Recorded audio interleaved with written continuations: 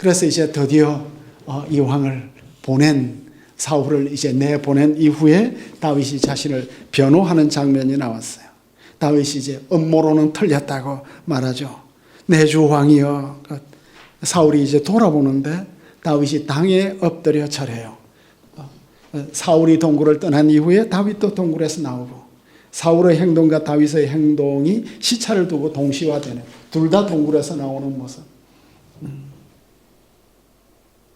이제 사울은 비로소 다윗을 적절한 거리에서 이제 볼 수 있었습니다. 사울의 마음속에 있는 다윗의 그림, 그놈 진짜 교활한 놈이야.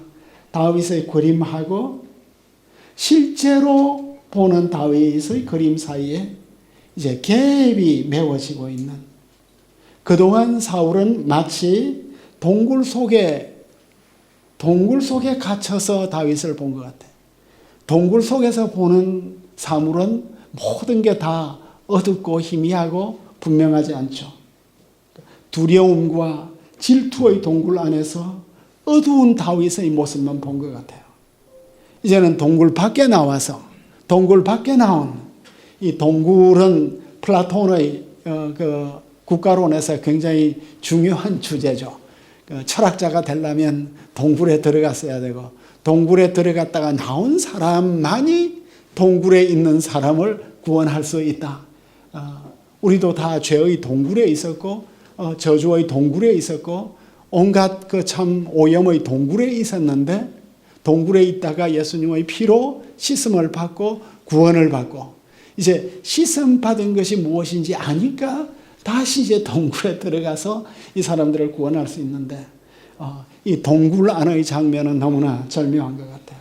내 주 왕이여 라고 부른 이후에 나의 아버지여 라고 부르고, 이제 다윗의 긴 연설이 시작되고, 왜 사무엘서 저자는 이렇게 사건도 절묘하게 묘사하지만 사건에 대한 해석을 이렇게 많은 대화를 통해서, 긴 대화를 통해서 이 사건의 의미가 무엇인지를 상호 대화를 통해서 풀어주고 있습니다. 이 다윗의 긴 연설인데 다윗의 발언 중에서 가장 길대요. 이제 정말 그래요. 이렇게 긴 연설을. 먼저 사울 주위에 있는 음모론 자들에게 말을 하죠. 음모론은 항상 듣는 사람의 귀를 솔깃하게 하죠. 사울처럼 의심과 두려움 속에 있는 사람에게는 음모론이 항상 더 깊이 들어오죠. 고대 왕실도 오늘날 못지않게 권력투쟁이 심했는데, 히타이트 왕국에서는 텔레피누 왕이 지난 100년 동안 계속된 왕실 다툼을 끝내려고 자서전을 남겼다. 고대의 이제 그 지혜 문학들을 보면 나람 시인의 이 자서전 같은 것도 자신이 어떻게 이제 실정에 빠졌는가 하는 이야기들을 하게 되는데, 이제 10절에서 다윗이 여호와께서 굴에서 왕을 내 손에 넘기신 것을 왕이 왕의 눈으로 보았나이다. 아셨나이다. 내 부하들이 나를 죽이라고 했는데 내가 아껴서 말하기를 나는 내 손을 들어 내 주를 해하지 아니하리라. 그는 여호와의 기름 부음 받은 자이기 때문이다. 그러니까 다윗 왕국의 헌장이 된 것 같아요. 이게 다윗 왕국의 헌장. 다윗이 마지막까지 지키려고 했던 것, 기름 부음 받은 자의 sanctity, 주님의 사람이니까 주님께 맡긴다는, 그들이 나에게 말했는데 당신을 죽이라고. 그러나 나는 당신을 불쌍히 여겼다. 그리고 말했다. 완전한 기회가 있었는데, 또한 그의 부하들이 왕을 죽이라고 강력하게 주장했는데, 다윗은 부하들의 충동질까지 물리쳤다. 우리 집 식구들이 저를 보고 자꾸 팔랑귀라고 이야기를 해요. 낱말 너무 잘 듣는, 제발 좀 낱말 그렇게. 내가 너무 사람들 잘 믿는다고 팔랑팔랑해. 다윗의 귀는 팔랑귀가 아니었던 것 같아요. 내 아버지여 보소서, 내 손에 있는 왕의 옷자락을 보소서. 내가 왕을 죽이지 아니하고 그도 자락만 베었습니다. 내 손에 악이나 죄가가 없는 줄을 오늘 아셨을 것입니다. 나는 왕에게 범죄한 일이 없습니다. 비록 왕은 내 생명을 찾아서 숨어 기다리지만 이 숨어 기다리다, 다윗은 이제 자신의 무죄를 이제 천명하는 거죠. 숨어 기다리다, 짜다, 이 사냥을, 헌팅은, 당신은 계속 나를 헌팅하지만 나는 당신을 죽이지 않았다. 주님께서 우리 사이를 판단해 달라. 다윗은 사울과 자신의 관계에 대해서 최종적 판단을 주님께 맡기는데, 이것은 약자의 변명은 아니다 이거죠. 주님께서 당신과 나 사이에 판단을 내리실 것이고, 주님께서 나를 위하여 당신에게 보복할 것이고, 그러나 나는 내 손으로 당신을 해하지 않겠다.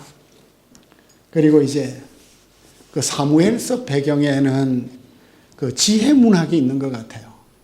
굉장히 지혜 논쟁이 많고 격언이 많고 속담이 많고, 옛 속담에 말하기를 악은 악인에게서 난다 하였다.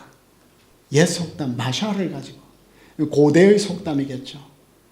이건 원래 질문이었을 것 같아요. 이 세상에 있는 이 수많은 악은 어디서 나냐? 악은 어디서 나죠? 대답은 악인에게서 난다. 악은 딴 데서 오는 게 아니라.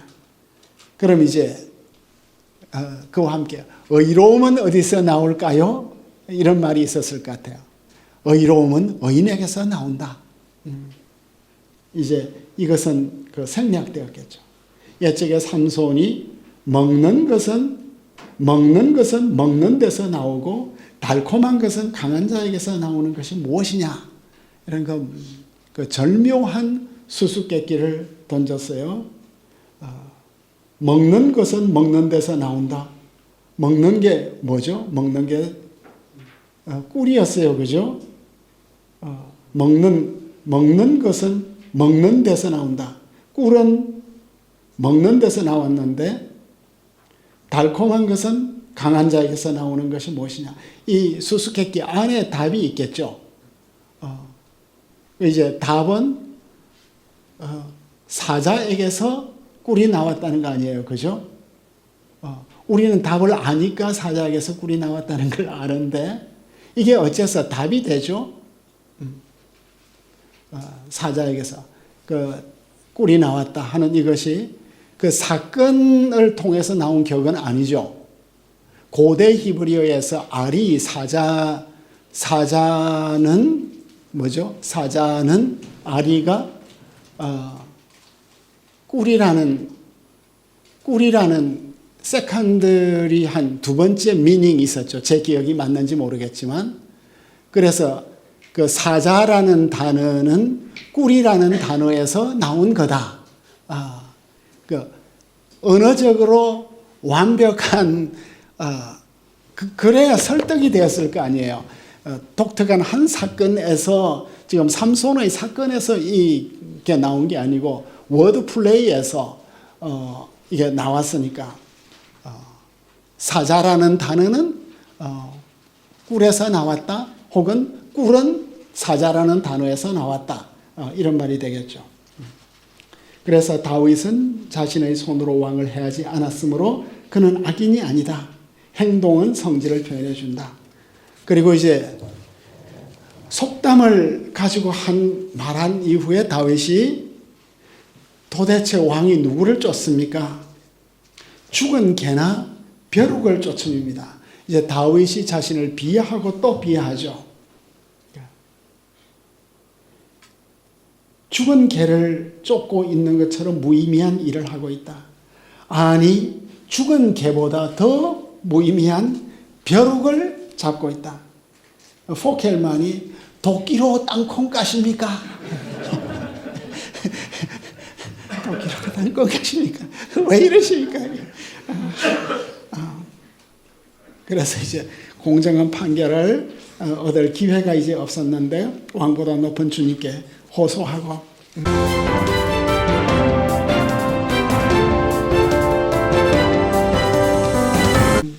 그래서 이제 드디어 사울이 울고 있는 모습이 되겠습니다. 사울이 울고 있다.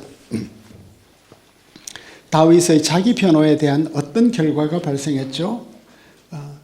요즘 악인들은 이 정도 논정을 해도 울 것 같지가 않아요. 사울은 어쨌든 아직까지 아마 여성 호르몬이 그때 발생했는지 나이도 들고 해서 그냥 갑자기 눈물이 핑 돌더니 오랫동안 침묵하면서 다윗의 말만 들었는데 상당히 긴 논정이에요. 사울은 먼저 다윗을 부르고 내 목소리냐? 다윗을 비로소 거의 대화 상대로 인정을 하고 있습니다. 이게 쉬운 스텝은 아니죠. 자신의 문지방을 넘어가고 있는 자신의 목소리로 말하는 뭔가 말을 함으로써 스스로를 도우고 있는 모습이야. 그러니까 사울은 믿을 수가 없었어요. 계속 사울은 다윗을 악마로 만들었잖아요. 자신의 악마성을 다윗에게 투사했잖아요. 그런데 진짜 다윗 모습을 본 거예요. 이게 영성적 순간이겠죠. 어떻게 우리가 내 적의 진짜 모습을 보면 우리는 충분히 화해하고 또 새로운 만남을 가질 수 있을 것 같은데 끝까지 진짜 모습을 거부하죠. 그러자 순수하고 따뜻하고 경건한 인물이 그 앞에 나타난 거예요. 다윗은 나의 아버지라고 불렀고 사울의 입에서도 내 아들 다윗아. 그런데 사울의 눈물은 자기 연민인가 혹은 진정한 자신에 대한 발견인가? 사울은 공인인데도 감정을 추스리지 못하고 노출하고 있습니다. 드디어 이제 사울이 고백을 하죠. 너는 나보다 더 의롭다. 너는 나보다 더 의롭다. 이게 이제 의롭다 하는 이 말이 법정적으로 우리가 보아야 하는지 아니면 너는 옳고 나는 그러다 이렇게 보아야 하는지 단지 법정적 의미만은 아닌 것 같아요. 사울은 자신의 판단에 대한 근거로서 너는 나에게 선으로 갚았다. 나는 너를 악으로 갚았다. 선과 악은 다윗 내러티브에서 계속 반복되고 있는 단어가 되겠습니다. 다윗의 선과 사울의 악은 이 순간에 흑백처럼 대조되었습니다. 그러니까 사울의 양심의 남아있던 한 부분이 아직까지 살아있는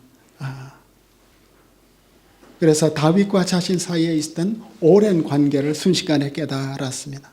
그래서 너가 나를 선대한 것 같이 선대한 것을 오늘 나타내었다. 설명했다. 선포했다. 오늘 잘 설명했다. 사울은 비로소 제대로 보고 이해하게 되었다. 여호와께서 나를 내 손에 넘겼으나 내가 나를 죽이지 아니했다. 넘겼다가 싸가르니까 주다가 아니라 나를 닫아버렸다. 싸가르. 앞에서 이제 다윗이 어디죠? 거일라에서 하나님이 닫아두었다. 싸가르 했다. 그래서 다윗을 잡자고 했는데 하나님께서 너에게 완전히 닫아두었는데도 너는 나를 죽이지 아니했다. 그 말하고 있습니다. 그러나 사울은 악한 것으로 갚았다. 사울은 그동안 의심했고 질투했고 분노했고 사울은 다윗에게 더 잘할 수 없었을까요? 왜? 다시 이제 우리에게로 오면 우리는 우리의 동료들에게, 우리의 선배들에게, 우리의 후배들에게 더 잘할 수 없었을까? 왜 의심과 질투와 분노로 자신과 나라의 힘을 소진하였을까? 나는 나의 아내와 부모와 자식과 친구와 동료와 선후배와 스승과 제자들과 교회와 사회에 어떤 보답을 하고 나는 살고 있는가? 나는 늘 이용해 먹으려고만 하는가? 그들을 수단으로 삼는가? 아니면 그들을 사랑으로 섬기려고 하는가? 이런 사울과 다윗의 관계에서 우리가 볼 수 있겠습니다. 이제 다윗이 앞에서 속담으로 인용해서 말했으니까 사울도 드디어 속담으로 이제 인용을 하죠. 사람이 그의 원수를 만나면 그를 평안히 가게 하겠느냐? 원수 만나면 결코 그런 일이 있을 수 없다. 이건 일반적 행동 규칙이 아니다.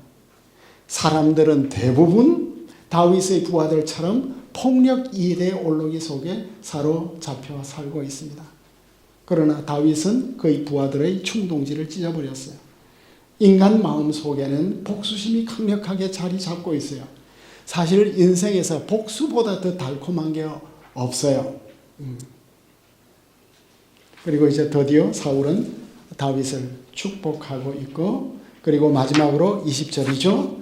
보라, 이제 나는 내가 반드시 왕이 될 것을 안다. 이스라엘 나라가 내 손에서 견고히 설 것을 안다. 이제 사울이 빚진 것을 다윗에게 이제 갚아주는데 왕조의 선물을 주는 거예요. 그러니까 이 고백, 다윗이 사울의 왕권을 이렇게 이어받은 것, 물려받은 것, 혹은 차지한 것이 정당하냐 하는 이제 긴 역사적인 논쟁에서 베냐민 지파들이 절대 인정할 수 없는 이 역사적인 난제 앞에서 요나단이 다윗의 왕권을 인정을 했고 사울 왕조차도 비로소 고백을 하고 있습니다. 이제 사울은 모든 것을 인정해요. 다윗은 떠오르고 다윗이 떠오르는 역사에서 결정적인 순간 중에 하나가 되었습니다. 그래서 다윗에게 권력을 이양하겠다고 말을 하고 있고, 이제 우리 궁궐로 같이 가자고 하는데 이 말에 또 속을 다윗은 아니죠. 그날 이후에 사울에게 변화의 기회가 있었을까? 사울은 다윗을 만난 이후에 다윗의 운명 전환을 할 수 있었을 것 같은데 여전히 권력에 집착하고 자신의 모습과 권력 정치에서 자유로운 다윗의 모습을 우리가 보게 되었습니다. 그 사울의 옷이 잘린 이 부분에서 사울은 이제 날개 잘린 왕인가? 더 이상 날 수 없는가? 하는 이런 상징